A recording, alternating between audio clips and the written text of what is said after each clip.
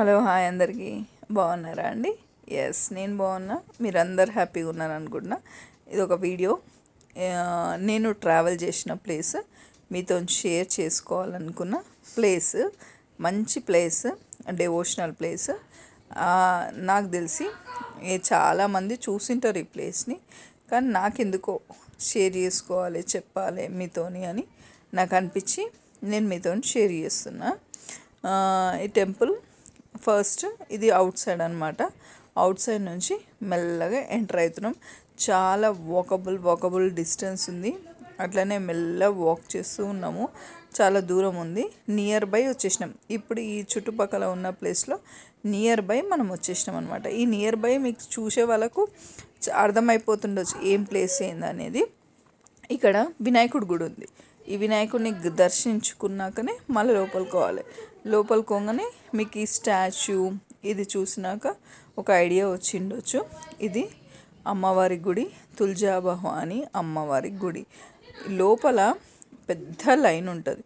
First అట్లా మనం కిందికి వెళ్ళి మళ్ళీ ఇంకా కిందికి వెళ్ళిన తర్వాత మళ్ళీ ఇంకా లోపలికి వెళ్ళాలి. మళ్ళీ స్టెప్స్ ఉన్నాయి. స్టెప్స్ వెళ్ళిన తర్వాత మళ్ళీ దిగి లోపలికి వెళ్ళినాక స్టెప్స్ దిగి లోపలికి వచ్చిన తర్వాత మళ్ళీ ఇంకొక సైడ్ వెళ్ళాలి, హాఫ్ సైడ్. అందులోకి వెళ్ళినాక పెద్ద లైన్. ఇది మొత్తం దర్శనం కూడా అయిపోయింది మాది. ఎందుకంటే లోపల తీయనియరు కాబట్టి నేను మొత్తం కంప్లీట్ అయినాక ఇక్కడ నుంచి అవుట్ వచ్చేసినాం. అవుట్ వచ్చిన తర్వాత ఇది చుట్టూ అన్నమాట. చుట్టూ ఉన్న దేవాలయం. లోపలికి వీడియోస్ ఉండవు కాబట్టి నేను తీయలేదు. ఇది చుట్టూ.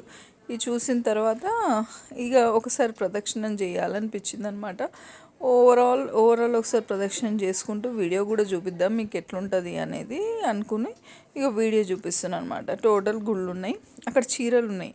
అమ్మవారి చీరలు, అమ్మవారి గాజులు అన్నీ అమ్ముతున్నారు. అమ్ముతుంటే చూసుకుంటూ వెళ్ళినాం. ఏది తీసుకోలేదు, జస్ట్ చూసుకుంటూ వెళ్ళినాం. ఇక్కడ ప్రదక్షిణ స్టార్ట్ చేసి రౌండ్ తిరుగుతుంటే చిన్న చిన్న గుళ్ళు ఉన్నాయి. ఆ ప్రదక్షిణాల్లో గుళ్ళు ఉన్నాయి. గుళ్ళన్నీ చూసుకున్నాం. కానీ ఒక్కటి చెప్పాలంటే మీకు ఇది గుడి గురించి ఐడియా ఉంటుంది.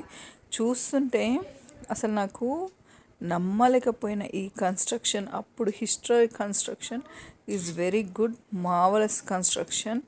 అది మళ్ళా అసలు మనలో రాదు ఎవ్వరికి. అంత మంచి కన్స్ట్రక్షన్ అప్పుడు శివాజీ కాలంలో జరిగింది అంటే ఇట్స్ ఎ గ్రేట్. అట్లనే ముందరికి వెళ్ళిన తర్వాత ఇక్కడ 1 రూపీ పెడితే 1 రూపీ కాయిన్ ఇస్తారు. కాయిన్ నిలబెట్టాలన్నమాట. ఈ నిలబెట్టేదానికి కూడా పెద్ద లైన్ ఉందండి. ఈ లైన్ చూసేవారికి అమ్మ ఇదేం పెట్టద్దులేండి అని అనుకొని మళ్ళీ ముందరికి వెళ్ళిపోయినాం.